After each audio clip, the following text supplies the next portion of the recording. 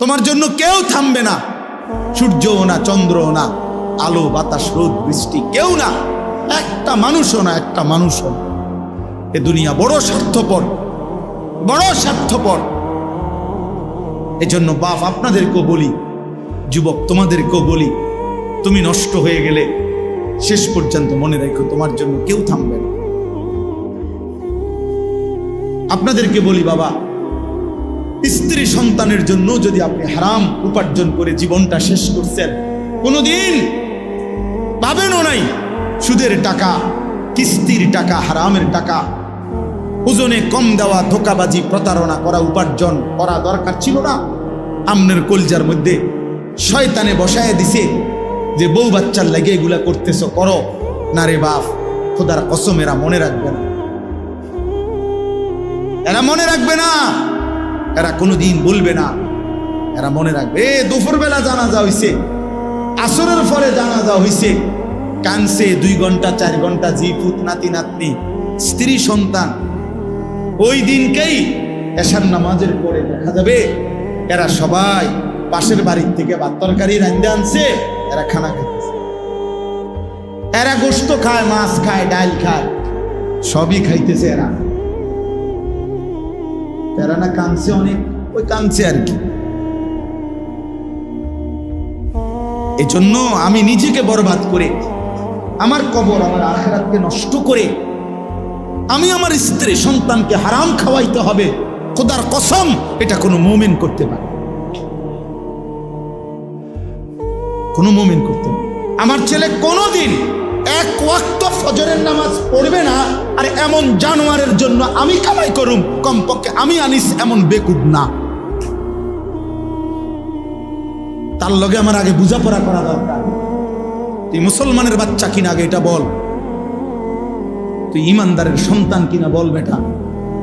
যদি তুই মুসলমানের বাচ্চা হস, আমি তোর জন্য মাথার ঘাম পায়ে ফেলে কামাই করমু, আমার এই কষ্টের উপার্জনের কিনা ফ্যান, খাট, পালং, সোফা, ফার্নিচার, বাজার সদাই, আর তুই বেঈমান সারা রাত মোবাইলে নারী দেখবি, ছবি দেখবি, কোনোদিন ফজরের নামাজ পড়বি না, এমন জানোয়ারের জন্যই আমি কামাই করলাম না। এমন হাইওয়ানের জন্য কামাই করতে বলছে কে? যার কপালে সেজদা নাই, অত মানুষ না। এখানে আছে, দেখেন আপনি, আল্লাহ তাআলা বলছে সবচেয়ে নিকৃষ্ট মানুষ সে যে নামাজ নষ্ট করে। ফাখালাফা মিন বাদিহিম খালফুন, প্রত্যেক প্রজন্মের নিকৃষ্ট কারা? আল্লাহ বলেন আদাউস সালাহ, যারা তাদের নামাজকে নষ্ট করে দেয়। এখানে তাফসীরের মধ্যে লিখছে, অর্থ হইল যারা নামাজ ছেড়ে দেয় তারা না, বরং যারা নামাজ পড়ে কিন্তু নষ্ট করে। অর্থ হইল 3টা। 1, যে ব্যক্তি নামাজ পড়ে কিন্তু সবসময় বিলম্ব করে, যথাসময়ে নামাজ পড়ে না। 2, যে নামাজ পড়ে কিন্তু নামাজের ফরজ, ওয়াজিব, রুকু, সেজদা, তাসবিহ এগুলো ঠিক মতো আদায় করে না। 3, যে নামাজ পড়ে কিন্তু নিয়মিত জামাত ত্যাগ করে, মানে নামাজের জামাতে পড়ে না। এই ব্যক্তিকে বলা হয়েছে সে নামাজ নষ্ট করে, সে নিকৃষ্ট মানুষ। তাইলে যে নামাজই পড়ে না সে কি? সে কোনো আইটেমের মধ্যেই নেই। না, হে কোনো আইটেম নাই, হয় কোনো কি প্রকারের মধ্যেই নাই, ওর আলাদা কোনো প্রকারে নাই।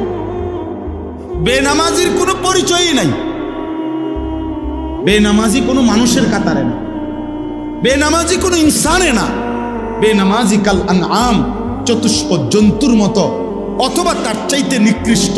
উপরে উঠার কোনো সুযোগ নেই, গরুর চাইতে উপরে যাইতে পারবে না সে, ছাগলের চাইতে উপরে কোনো মর্যাদা তার নাই, কুকুর বিড়ালের চাইতে বড় কোনো মর্যাদা তার নাই।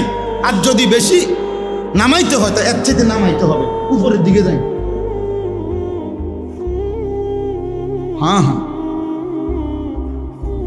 এই জন্য বাপ, তোমরা ছেলেরা আলাদাভাবে তোমরাও ভাবা দরকার।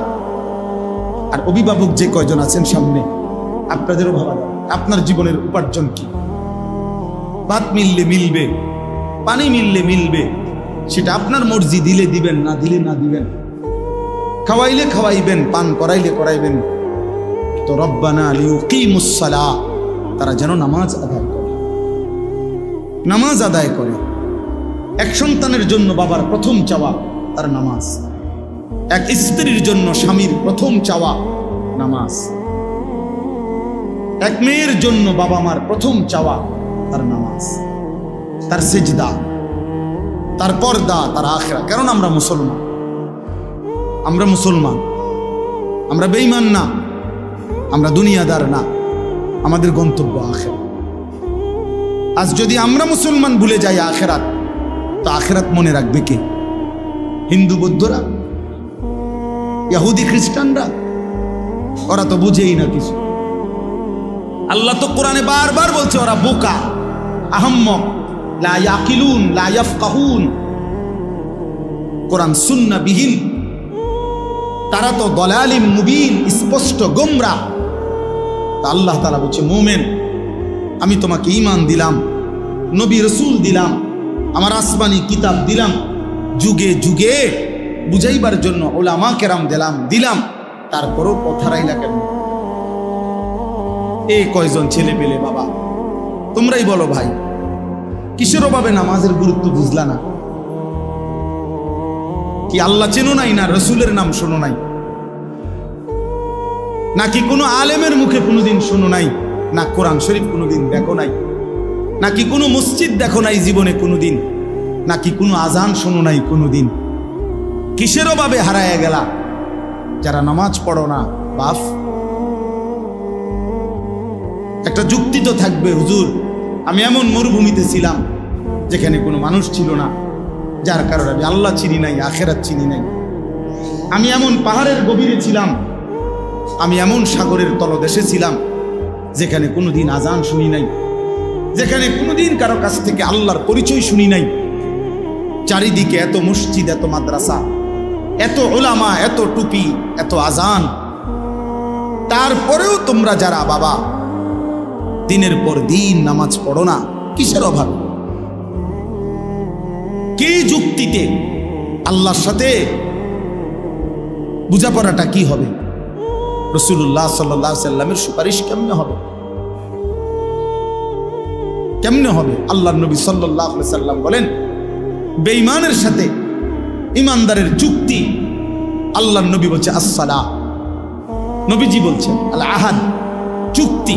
মানে আল্লাহ তাআলার নবী বলছে, আমরা যেন বেঈমানের সাথে এই কথার ওয়াদা করে নিছি, চুক্তি করে নিছি, তুই আল্লাহকে সেজদা দিবি না, আমি ওয়াদা দিলাম, আমি তোর সাথে চুক্তি করলাম, আমি মৃত্যু পর্যন্ত আমার আল্লাহকে সেজদা। এটা হলো মুমিন আর কাফেরের চুক্তি। অর্থাৎ তুই সেজদা দিবি না, আমি দেব। আল্লাহর নবী বলছেন, ফারকু বাইনানা ওয়া বাইনাল কুফরি ওয়াশ শিরক, আমাদের ইমানদারের মাঝে আর মুশরিক কাফেরের মাঝে পার্থক্য আসসালাহ, নামাজ। নামাজ, ইমানদার সেজদা দেয়, নামাজ পড়ে, মুশরিক বেঈমান নামাজ পড়ে না। নবীজি সাল্লাল্লাহু আলাইহি সাল্লাম বলছে, মান তারাকা সালাতাম মুতাআম্মিদান ফাকাদ কাফারা, যে ইচ্ছে করে নামাজ ছেড়ে দিল সে কুফরি করল। খোদার কসম বাপ, তো রাসূলুল্লাহ সাল্লাল্লাহু আলাইহি সাল্লামের হাদিস। তুমি যদি দুই চার শব্দ পড়ালেখা করে কিছু বুঝো, আমরা তো পড়ালেখা করছি, আমরা বেকুব দেখে নি নামাজ পড়ি, আমরা বোকা দেখে নি হালাল খাইতে চেষ্টা করি। আহম্মক না, পড়ালেখা নাই আমার তো সার্টিফিকেট আছে অনেকটি। কয়টা সার্টিফিকেট লাগবে? হ্যাঁ, এক পলিথিন সার্টিফিকেট হইব। ওই যে সারা বাংলাদেশে ফার্স্ট হয়েছে, আলহামদুলিল্লাহ। সারা বাংলাদেশে 1998 সালে সমগ্র বাংলাদেশে 1 নম্বর হয়েছে। আমার অনেক সার্টিফিকেট আছে, এটি কই আছে কইতেও পারি না, তুই রাখছি। অর্থ হইল তার বোকা না, সেজদাওয়ালা কি বোকা চাচা? ওরা কি ভাবছে? ওরা কি ভাবছে? শয়তান দুশ্মন ওদেরকে একটা চুলের মধ্যে লাগায় রাখছে, যে সারাদিন চুল ফিরাইবা এভাবে, এতে সালাম, এতে একটা কাম দিছে, শুধু চুলেটারে ফিরাইবা, চুলের উপরে 3 মাসের ডিজাইন বদলাইবা, চুলের উপরে কমপক্ষে 500 টাকা চুলের সেলুনে খরচ করবা। কারণ একেবারে স্পষ্ট কথা মনে রাখবেন, ছেলে বাবা মনে রাখো, চুলের উপরে ব্যস্ত থাকা, চুল নিয়ে, চুলের সৌন্দর্য, চুলের মধ্যে রূপচর্চা, চুল নিয়ে ব্যস্ত থাকা, এটা নারীর স্বভাব। এই জন্য এই পৃথিবীতে নারীর চুলের জন্য হাজারো আইটেমের তেল প্রসাধনী আছে।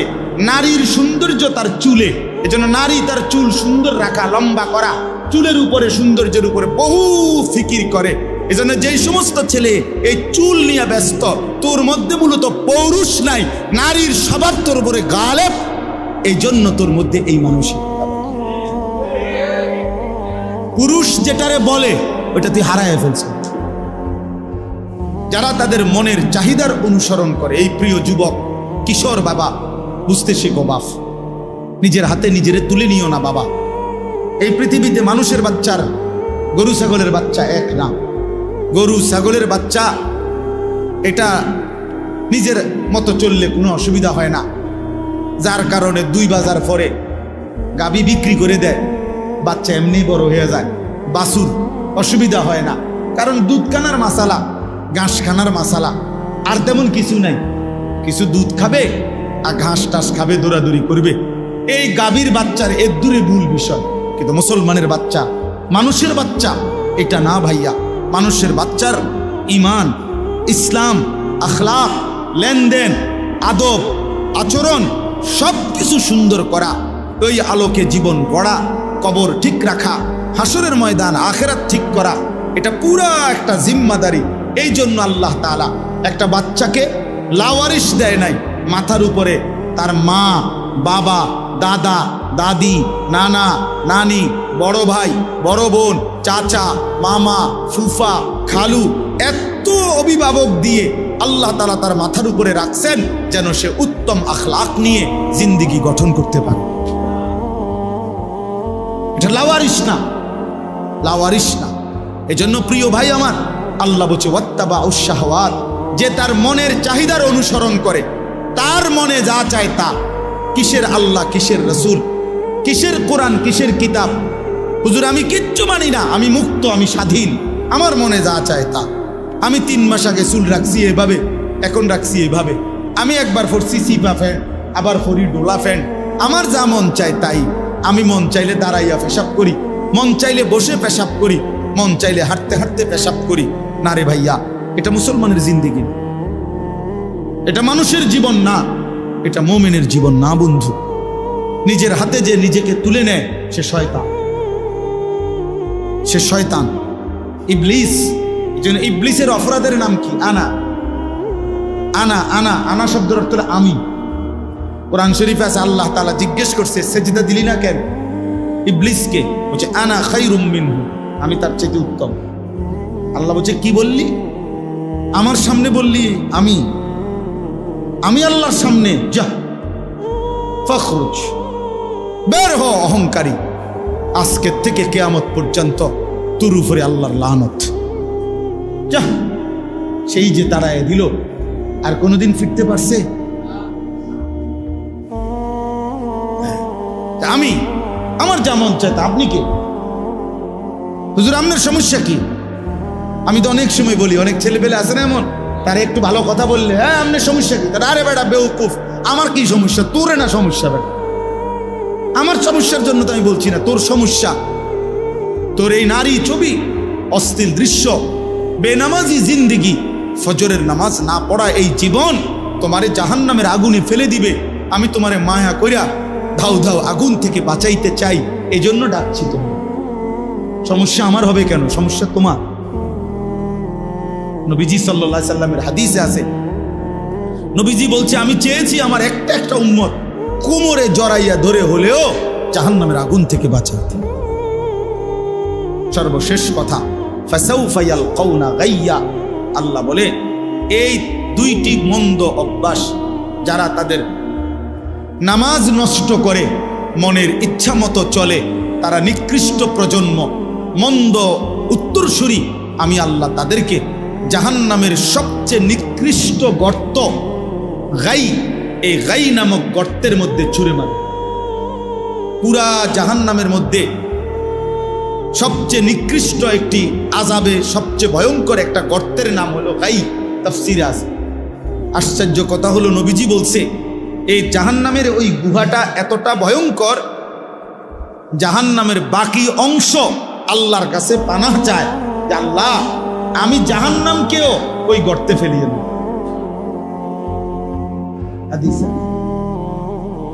আমি জাহান্নামকেও কি করেন না, ওই গাতার ফেলে। আল্লাহ বলছে ফাসাউফা ইয়ালকাউনা গাইয়া, আমি ওই নাফরমান যে নামাজ নষ্ট করে আর তার মনের মতো চলে, আমি তার সেই গাই নামক জাহান্নামের গর্তে ছুঁড়ে মারব। আল্লাহ বলেন যে বান্দা তওবা করে গুনাহ ছেড়ে আমি আল্লাহর দিকে ফিরে আসে, ও আমানা, এবং আমি আল্লাহরে মেনে নেয়, ও আমিলা সালিহান, এবং নেক আমল করতে থাকে, ফাউলাইকা ইয়াদখুলুনাল জান্নাহ, আমি আল্লাহ ওয়াদা দিলাম এরা সকলেই জান্নাতেই প্রবেশ করবে। ওয়ালা ইউজলামুনা শাইআ, কোনো জুলুম করা হবে না। অর্থাৎ পিছনের ওই গুনাহগুলোর কারণে লজ্জা দেওয়া হবে না, বরং তওবা করে ফিরে আসলে, নতুন করে বন্দিগি শুরু করলে আমি আল্লাহ এখন থেকেই তারে জান্নাত দিয়ে দেব। এই জন্য প্রিয় ভাই, প্রিয় কিশোর, নওজোয়ান, বয়স্ক বাবা, আমিও, আমরা সবাই মিলে চলেন আল্লাহর দিকে ফিরে আসি। কার দিকে বলেন না, কার দিকে ফিরা দরকার? নবী সাল্লাল্লাহু আলাইহি সাল্লামের সুন্নাতের দিকে। আল্লাহ তাআলা আমাদেরকে তৌফিক দান করেন। ছোটবেলায় আমরা যখন মোটামুটি পড়ালেখা করতাম, আমাদের বুঝের বয়সে আমরা ছোটবেলায় দেখছি যে ডাক্তার, একজন ডাক্তারই MBBS ডাক্তার সব রোগের চিকিৎসা করত। যে কোনো রোগীকেই ওনারা ওষুধ দিত আগে। কিন্তু আজকে 30 বছরের ব্যবধানে আইসা, 20-25 বছরের ব্যবধানে আইসা, এখন পরিস্থিতি হলো এমন, মানব দেহের প্রত্যেক অঙ্গের আলাদা আলাদা স্পেশালিস্ট থাকে, আলাদা আলাদা ডিপার্টমেন্ট। নাক কান গলা আলাদা, চক্ষু আলাদা, ব্রেনের আলাদা, অনেক ডিপার্টমেন্ট, অভাব নেই। আলাদা আলাদা বিষয় ডাক্তার। আগে এমন ছিল না, আগে একই ডাক্তার সব ওষুধ দিত। কিন্তু পরিবেশ পরিস্থিতি, প্রয়োজনীয়তার বিবেচনায় ভিন্ন ভিন্ন আলাদা আলাদা ডিপার্টমেন্ট করা হয়েছে।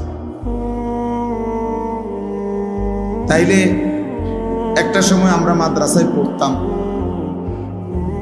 দেখা গেছে ছোটবেলাতেও দেখছি, নুরানিতে পড়তাম, তো এক ওস্তাদ সকাল থেকে নিয়ে রাত 10টা পর্যন্ত এই 10 জন, 20 জন, 30 জন বাচ্চাকে সব বিষয় উনি একাই পড়াইতেন।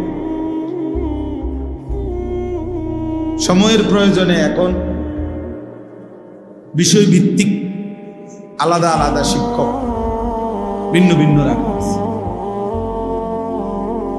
তাইলে পরিবেশ পরিস্থিতি প্রয়োজন বিবেচনায় একই বিষয়কে অনেক সময় ভাগ করা হয়, কাজটা যেন বেশি হয়, প্রয়োজন যেন বেশি পূরণ হয়। আমাদের দেশে আলহামদুলিল্লাহ একটা সময় এলাকা 10 গ্রাম 5 গ্রাম মিলে ওয়াজ মাহফিল একটা বা দুইটাই হইত। 10 গ্রামে দেখা গেছে 5 গ্রাম মিললাম একটা মাহফিল।